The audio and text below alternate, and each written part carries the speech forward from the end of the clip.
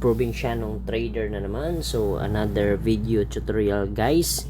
So ang ating tutorial naman ngayon guys ay about sa Bloom drop game guys. So ganito lang yan guys, ganito lang siya kasimple laruin yung Bloom. Okay, so sige, laruin na natin.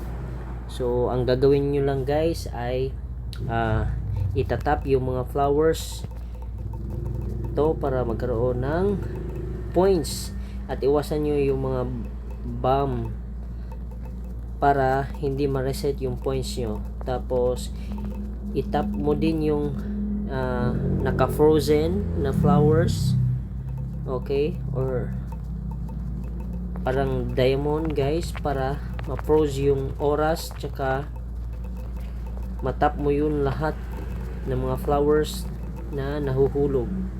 At yan guys, meron na kayong 178 Bloom points o rewards. At syempre maipon-ipon yan na sa palaging paglalaro nyo, at everyday na maglalagin kayo, meron ibibigay yung Bloom na parang play ticket. So kung magkano or ilan yung play ticket nyo, kagaya nito, meron tayong 217 na play ticket. So you have 217 chances na pwedeng lumago or lumaki yung Bloom points nyo. At the moment na malilist na yung Bloom na token sa mga crypto exchange, ay magkakaroon na siya ng value at pwede mo na siyang maibenta sa mga crypto exchange kung saan nalilist yung Bloom token ng Bloom company or ng Bloom, okay, na developer.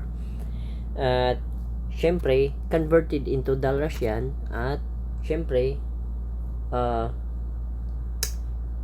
meron kasing tinatawag na P2P trading.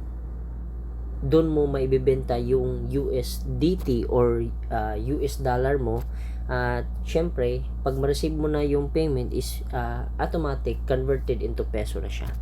So ganun lang kasimple sa paglalaro ng mga tap to earn game dito sa Telegram.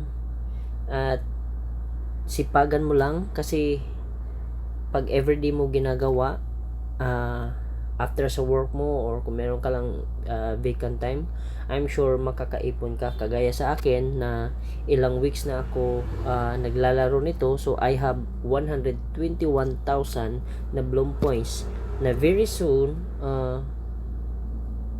converted na siya into Bloom token. Okay, so depende sa developer kung magkano yung token allocation nila or yung tokenomics sa mga early adopter na mga airdrop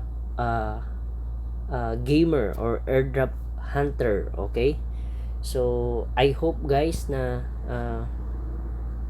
magsipag kayo para at least lumaki yung points nyo sa mga green 9 or nilalaro nyo dito sa Telegram. Okay, so guys, don't forget that pala yung mga task, complete mo lang or i-comply mo lang mga task, kasi magkakaroon din sila or magbibigay din sila ng mga points na of course converted into token. Okay, so thank you for watching guys. God bless.